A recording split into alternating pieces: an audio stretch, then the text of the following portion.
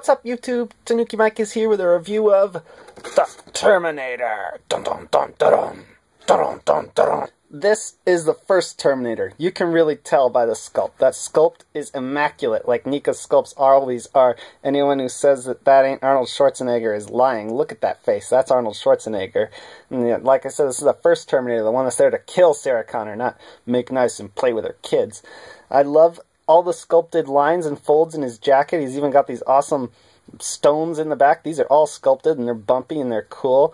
And it's way better than like having a flat coat that's made of rubber. And I'm looking at you, Mattel. Even these little studs on his gloves and this stuff down here on his boot, all of that is sculpted. And I'm looking at you again, Mattel. You're guilty of just painting those stuffs on. Neca sculpts them. Neca's for the big boys. And the best part of the sculpt is this chain on his shoulder. It's all separate. It's attached, you can't take it off, but it's separate. It's awesome. It is an awesome sculpt. The paint is also awesome. This is the punk clothes that the Terminator stole from one of Bill Paxton's friends, and guess he didn't murder that one, but he murdered the other friends. That kid was writing all over his shirt, it would seem. He didn't write words mostly, except move. He wrote it up there and there, upside down. And then let's just say P, or red, R-E-O, R-E-Q. I don't know. This punk sure was retarded. But Neca painted all that stuff, even under the coat. And the coat itself has a wash. And then on the back, all these studs are painted silver. And it's so clean. There's no slop on the paint anywhere. Even the little silver studs over here are all painted. Silver studs on the gloves, all painted. Everything's great. And it's got a wash on the pants. They're mostly brown. It's just a light, dark wash. It's very nice. And on the face, no slop at all. This is a great Terminator. It's got great paint applications all over. Articulation. So, articulation on this guy is okay. It's a little less than what we've been getting from Neca lately. He's got a ball joint head at the neck, like Neca does. It looks great. I like that. He's got ball joint shoulders on both sides, and then he has these ball joint elbows, but man, they hardly bend. It's because of the sculpt of this, and then he has these ball joint wrists that kind of pop off easy because he gets alternate hands. We'll get to that.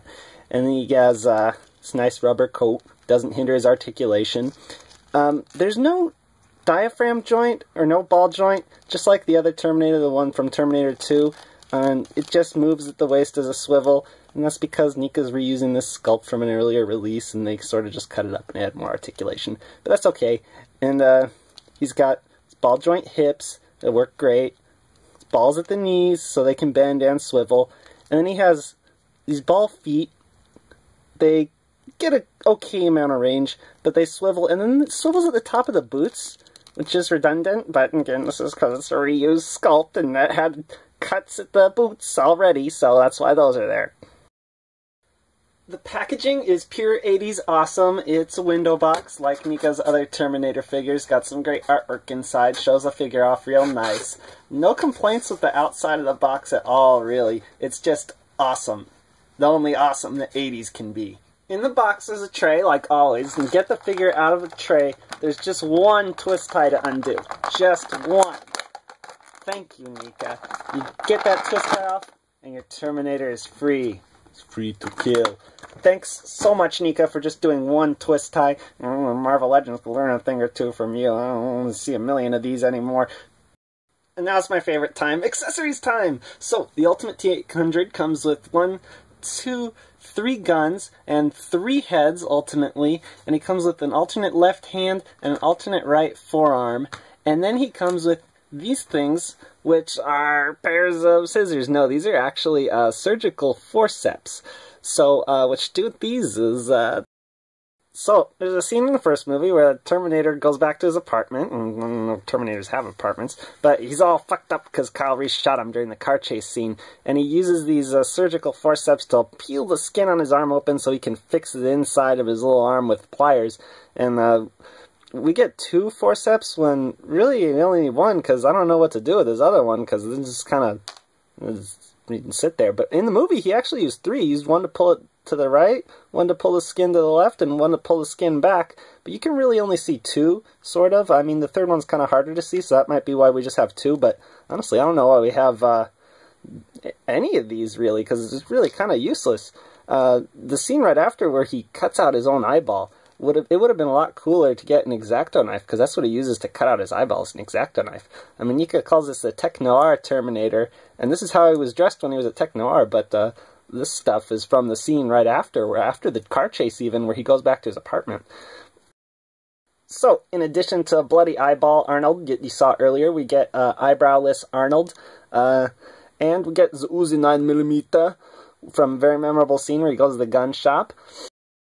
And then, of course, we get this gun that's made famous by the Terminator, the AMT-45 Long Slide Hardballer. And they say made famous, it kind of made this gun famous, not really, it more made it the laser sight famous, because laser sights weren't too common back then, I guess, and they had to run a battery from Arnold's jacket to the gun with like a line, but when I think of the Terminator from the first movie, this is a gun I think of him with, so I'm so glad that they got him with this gun. The last gun the Terminator gets is a shotgun, and this is actually not the 12-gauge autoloader that he picks up at the gun store. That was a Spaz 12, and this is an Ithaca 37 that he gets from a police car that he steals right after they leave the Noir nightclub. And so it's the only gun that he doesn't get at the gun store, and it's also the only gun in this set that's all rubbery. I don't really like that, but at least it won't break. So, the ultimate Noir Terminator stands at 7 inches tall. He is a 7-inch scale figure after all.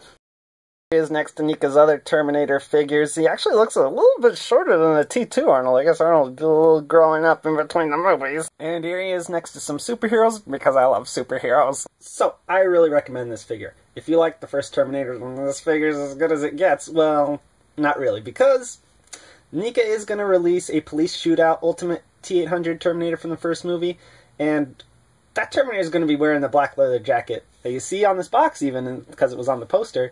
And when people think of the Terminator, let's be honest, they think of him wearing the black leather jacket. And I'm sure that one will have sunglasses too, because he didn't wear sunglasses when he wore these clothes ever. So the only reason I would skip this Terminator figure is if you want to hold off for the police shootout one, which is probably going to be a bit more iconic. But this is a great figure. You should definitely buy it if you're into the Terminator. Peace out, YouTube.